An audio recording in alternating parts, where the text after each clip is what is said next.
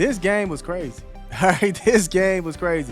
In the first half, the Indiana Fever looked amazing. They were hot, on fire. I could have sworn their jerseys was on fire the way that they were balling. Yo, when I say they were shooting the lights out, let's give it up for Lexie. In that first quarter, it was Lexie's game. Can I get a whole yeah? That's what was going on in that first quarter, fam. And she was just completely... Lexie Hull shocked everyone with her performance. With the Fever losing players to injuries, she stepped up and played fearless. The result? The best game of her career. Fans are excited, and critics are wondering how long the team can survive all this chaos. Set at 164.5 as Lexie Hull dials up a 3. Let me throw this out first. Was Hull's big game just a one-time surprise, or the start of her becoming a real difference maker for Indiana? Drop your thoughts in the comments, because this one's up for debate. Here's the setup. The Fever are in survival mode. They've already lost 4 rotation players. Caitlin Clark's been out since July 15th with a groin injury. Sophie Cunningham tore her MCL, Sydney Colson tore her ACL, and Ari McDonald is done with a foot injury. That's already brutal. Then against Minnesota, things got even worse. Khloe BB felt knee soreness in warm-ups and sat out, while Odyssey Sims left late in the fourth and didn't come back. That makes 6 players sidelined. 6. On a roster already fighting for balance, that's nothing short of catastrophic. But we're right there. So I think we can head into Sunday's game with a little bit of confidence so we can compete against anybody. And in the middle of all that chaos, Lexie Hull rose to the moment with the game of her life. She didn't look shaken by the injuries or the pressure of filling extra roles. Instead, she embraced it like she knew this was her chance. From the opening tip, she played with intent, knocking down her first shots, making crisp cuts, and attacking instead of waiting for chances to come her way. That mindset change made all the difference. The defense was there, the hustle was there. I liked everything about what was going on in the first quarter. They were just outplaying the Lynx. They looked really good, right? And then we get to that second quarter. The second quarter, I loved how the entire team turned on fire. I mean, they were on fire, scorching, heating it up. By halftime, Hull had already dropped 18 points, the kind of scoring you'd normally expect from Kelsey Mitchell or a healthy Caitlin Clark. With every shot, her confidence grew, and it rubbed off on the whole team. She wasn't timid or second-guessing. She attacked open lanes, fired off threes without hesitation, and forced Minnesota's defense to adjust. The Fever bench went wild after every bucket, and you could feel that same energy buzzing through the fans watching at home. For the 5th time in her career as Boston goes backdoor to Hull, working on Williams. Hull gets it to go. And Here's the key. Hull wasn't just putting up empty stats in garbage time. Her scoring came right in the middle of a tight game, while Indiana and Minnesota were still trading blows. She delivered when it mattered most, under real pressure, and that's what made her night so impressive. This wasn't luck, and it wasn't stat padding. It was legit production in meaningful minutes. And honestly, it makes you question why Hull has been pushed to the background so often this season. Stephanie White has leaned heavily on Cunningham, Mitchell, and Clark when healthy, leaving Hull mostly in a supporting role. But with the roster stripped down, Hull showed she's more than just a corner shooter or hustle player. She proved she can be a focal point, even against one of the deepest squads in the league. After the game, her mindset was clear.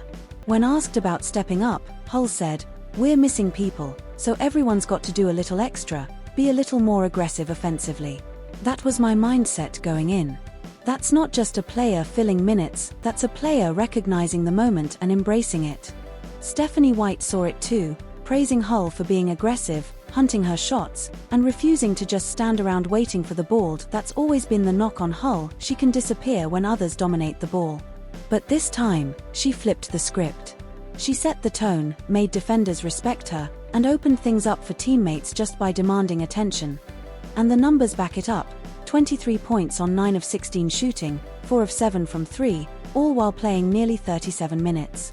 That's not just efficient, that's carrying a big load and still producing at a high level. Most importantly, she looked completely at ease. No deer in the headlights look, no signs of being overwhelmed. Instead, she looked like she'd been waiting for this exact moment all along. Unbelievable third quarter from Stephanie White, coming out once again I will never back off of this. If you come out flat in the third quarter, if you give up leads in the third quarter, I'm going to question you as a coach. Because what is it are you doing at halftime? It's clear. What happens is the team that's down goes in, they make adjustments at halftime. They come back out. They apply those adjustments. The coach that is winning the game needs to be prepared to be able to make an adjustment to their adjustment, because the adjustment is coming. No, Stephanie White, no, I don't do that. That's above my pay grade. But here's the frustrating part. No matter how great Hull's night was, it couldn't hide the gaping holes left by 6 injured teammates. And that's where the focus shifts from celebrating her performance to questioning the Fever as a whole. Injuries have shredded this roster. Every game feels like a patch job, with hardship signings like Shea Petty thrown in just to keep things moving. To her credit, Petty chipped in 10 points and went 3 of 4 from deep in her debut. But asking her to smoothly run the offense when she barely knows the playbook? That's just not realistic, and the cracks showed. Without Caitlin Clark setting things up, the flow broke down. Aaliyah Boston battled for position inside, but passes came too late or at awkward angles. Possessions collapsed into rushed jumpers or straight turnovers. By the third quarter, fatigue kicked in, rotations got sloppy, and Minnesota pounced, outscoring Indiana 32-7 in that quarter alone and flipping the game completely. And the tough truth? This isn't the first time it's happened. The Fever have fallen into the same pattern all season, solid first halves followed by third quarter collapses once opponents adjust and Indiana doesn't. Fans have been calling out Stephanie White for her lack of in-game adjustments, and this matchup was no exception. Minnesota spread the floor, drove straight to the rim, and dominated the offensive boards. Meanwhile, the Fever kept sticking with defensive coverage that clearly weren't working. That's coaching stubbornness, plain and simple. And then there's Aaliyah Boston. On paper, her 15 points and 6 rebounds look fine. But for long stretches, she faded into the background, floating at the three-point line instead of anchoring herself in the paint where she's most dangerous. Critics didn't hold back on Boston. They pointed out how she basically disappeared until the final minutes of the fourth, when she suddenly dropped 8 points in a quick stretch. By then, it was too late. She can't be invisible for 3 quarters and then expect to play hero, not with Clark out, Cunningham out, and half the roster held together by hardship contracts. Kelsey Mitchell did her job, scoring 27 points with 5 assists. She was steady, kept the pressure on Minnesota, and forced their defense to respect her shot. But she needed Boston alongside her as a co-star. Instead, it was Hull stepping up as the secondary scorer. Great for Hull's confidence, but it also highlighted just how unbalanced this roster really is. Then there's Natasha Howard, who had a game to forget. Twice she tried bringing the ball up the court, and both times were a mess. 1 turnover, 1 offensive foul. That's not her role, and it showed. Worse, she got flat-out outplayed by Jessica Shepard, who dominated with a triple-double, 22 points, 11 rebounds, and 11 assists. Shepard looked like the best big on the floor, and that's a serious problem when Boston and Howard are supposed to be Indiana's anchors in the paint. Minnesota also got huge games from Kayla McBride, who lit up the Fever with 29 points, and Natisha Heidman, who poured in 17 off the bench. Every time Indiana tried to fight back, one of them slammed the door shut. That's the difference between a team with real depth and a team scrambling just to field a lineup. Yes, Hull's breakout was incredible. Yes, Mitchell battled hard. And yes, Petty gave them an unexpected spark. But when 6 rotation players are sidelined, those individual performances can only carry you so far. The Fever don't have the margin for error to withstand nights where Boston looks passive, Howard gets exposed, and the coaching staff refuses to adjust when opponents change their approach. And the toughest part? The schedule doesn't ease up. Indiana has to face this same Minnesota squad again in just a few days, this time on the road. After that, it's Seattle, Phoenix, Atlanta, LA, and the Valkyries. All playoff hunting teams. Without Clark, without Cunningham, without half their core, the Fever's chances of sneaking into the postseason are shrinking by the day. Still, Hull's performance was a clear silver lining.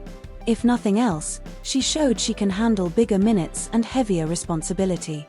That matters, because if Indiana has any hope of staying afloat until Clark returns, they'll need Hull playing with that same confidence night after night. The other big takeaway, though, was just how fragile the Fever's depth has become. When Odyssey Sims went down in the fourth, the coaching staff had no choice but to hand the offense to Shea Petty, a player signed on a hardship deal who hasn't even had time to learn the playbook. What followed wasn't strategy, it was survival basketball, guys figuring things out on the fly, awkward lineups stumbling through possessions, chemistry that simply wasn't there. And Minnesota. They exposed it at every turn. Minnesota went right at the Fever in the second half, driving straight to the rim, spreading the floor for wide-open looks, and crashing the boards for extra possessions. Indiana's defense, already worn down from heavy minutes, just unraveled. Rotations came late, closeouts were lazy, and Boston was left trying to cover 2 or 3 players at once under the basket. The Lynx smelled weakness and blew the game open with that 32-7 third quarter. That was the turning point, and that's what makes it so frustrating. Indiana proved in the first half they can hang with a top team like Minnesota. They were lights out from 3, Hull was cooking defenders, and Mitchell kept the offense steady. Then it all fell apart once adjustments came.